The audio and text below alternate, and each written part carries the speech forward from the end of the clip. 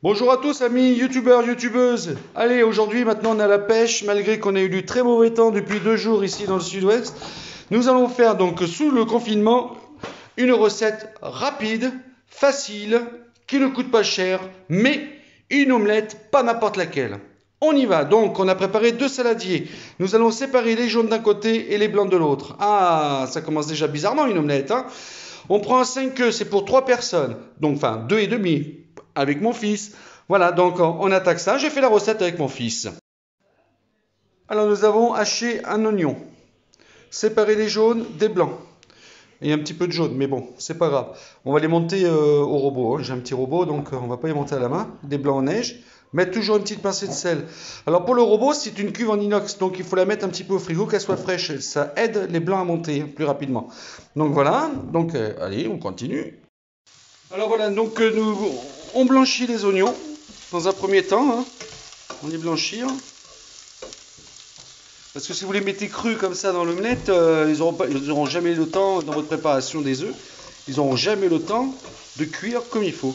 Vous allez voir, hein, l'omelette, c'est exceptionnel. Alors par contre, j'ai préparé aussi, alors il me restait au fond du frigo, parce que c'est ça qui est l'avantage d'une omelette. Vous savez, c'est un peu comme les pizzas que vous faites soi-même à la maison.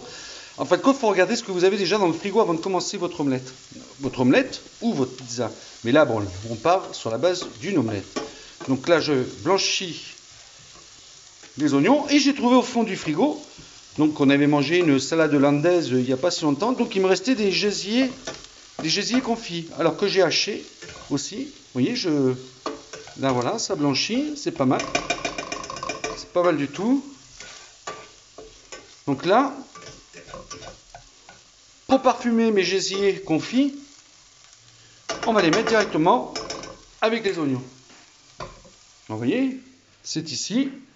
Voilà, là vous avez des gésiers que j'ai hachés, grossièrement, hein, ça ne sert à rien de plus, avec une bonne petite matière grasse de canard, donc c'est des gésiers de canard. Donc on va les mettre dedans de suite. Alors voilà, donc là, il faut savoir, les gésiers, comme les acheter comme ça confits, sont déjà cuits.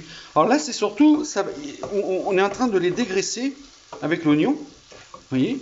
Donc la graisse tombe au fond de la poêle, et cette graisse qui aura donc le goût de gésier et ainsi des oignons, donc à feu doux, hein, au minimum, hein, on n'est pas pressé, hein, donc c'est histoire de dégraisser un peu les gésiers, et comme ça la graisse qui est dans le fond, c'est ce qui va nous servir à faire cuire notre omelette.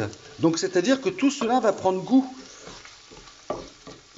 dans votre préparation. Alors par contre, gésier confit, bien regarder son emballage, il y a toujours un taux de sel, donc moi je ne rajoute pas de sel, pas de poivre. De toute façon le poivre c'est très rare, vous me verrez très rarement en mettre en cuisine. Je préfère mettre un petit peu de gingembre que plutôt du poivre, vous voyez, pour que ça soit un petit peu plus... mais là bon, il y a un enfant de 5 ans, donc on le fait naturellement, pas besoin de rajouter des choses et des choses. Tout le monde a le temps de faire ça à la maison, surtout en ce moment avec le confinement. On mélange souvent. Regardez cette belle graisse de canard au fond là. Vous savez que la graisse de canard ne fait pas grossir, hein. Ne fait pas grossir, ne bouche pas les artères. Tout ce qui peut être dit sur le gras, c'est un bon gras. Voilà, ce qu'on appelle un bon gras. Donc voilà. Donc vous ne craignez rien de ce côté-là. Puis ça évite de mettre de l'huile, etc., qui est plus mauvais que la graisse de canard. Hein. D'ailleurs, comme vous pouvez le voir, même en Belgique ou dans le nord de la France, les frites sont faites, sont plongées dans de la graisse de canard et non dans de l'huile végétale qui n'est pas bon du tout pour le corps. Mais des fois, on n'a pas le choix. Voilà. Comme on dit dans le canard, c'est comme dans le cochon, rien se perd. Hein. Voilà, là je vais les retirer et on va mettre ça dans un bol. Voilà, comme vous voyez, hop, ma graisse de canard est bien restée dedans, suffisant pour l'omelette. Et nous avons mis tout dedans, oignons et donc la viande. Voilà. Bon, c'est un peu caca tout ça. Là, il va falloir mélanger les jaunes. On va aller chercher le bol. Je regarde l'heure parce que voilà, j'ai ma femme qui arrive, qui va débaucher. Donc comme ça, tout sera prêt quand elle va arriver et il n'y aura plus qu'à s'installer et manger. Là, oui, il me reste encore les 5 minutes, 5-6 minutes, donc ça me laisse le temps de monter les blancs en neige. Le conseil que je vous donne, c'est de mettre toujours une pincée de sel, ça aide aussi à faire monter vos blancs en neige. Voilà, quand c'est pour la cuisine, vous mettez un peu de sucre, c'est pas mauvais non plus. Alors voilà, donc nous avons battu les blancs en neige, voilà, ils tiennent, il n'y a pas de souci. Alors voilà, c'est là la recette pour faire une omelette vraiment légère, les enfants ils vont adorer aussi. Donc on va incorporer tout doucement les blancs aux neiges dans les jaunes. Attention, on va y mettre avant du fromage, du gruyère, de l'emmental, plutôt de l'emmental, qu'on va mettre dans les jaunes, avant de mettre les blancs. Voilà, donc j'ai mis de l'emmental, on mélange bien le tout. J'ai mis une petite pincée de sel, évidemment. Voilà, là c'est fait. Maintenant on va incorporer les blancs aux neiges. Alors voilà, alors on incorpore le tout doucement. Alors on préchauffe la poêle, attention, il faut que votre poêle soit bien chaude. Et nous allons incorporer donc, regardez, voilà comment ça fait.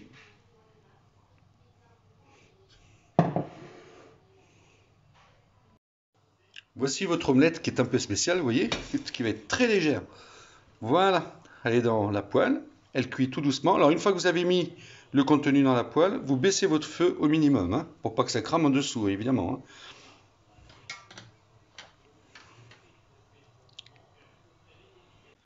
Ah voilà, alors regardez, dessus c'est pas encore tout à fait cuit.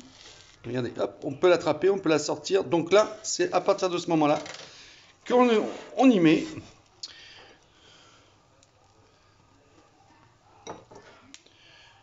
notre préparation que nous avons fait. Oups.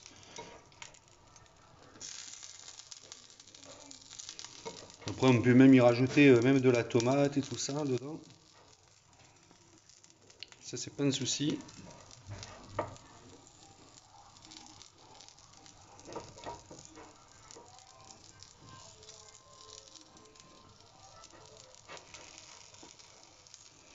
Et je peux vous assurer, essayez cette recette. Vous allez voir que ça n'a strictement rien à voir, la mise en bouche et tout ça, d'une omelette qui peut être lourde, difficile à digérer et tout. Voilà, et on continue à laisser cuire. Voilà les amis, donc je vous ai fait voir donc une recette toute simple d'omelette, donc très légère, une fois qu'elle est cuite. Vous la pliez en deux, vous la servez dans une assiette, vous la coupez en tranches et vous la servez à vos convives. C'est comme cela. Alors attention, c'est très compliqué quand vous la pliez en deux pour la sortir, comme c'est mousseux, donc il faut la sortir délicatement, bien pencher votre poêle pour la mettre dans votre plat. Et voilà les amis, bah écoutez, je vous souhaite un bon appétit pendant ce confinement et pour une prochaine recette. Allez, ciao ciao à tous!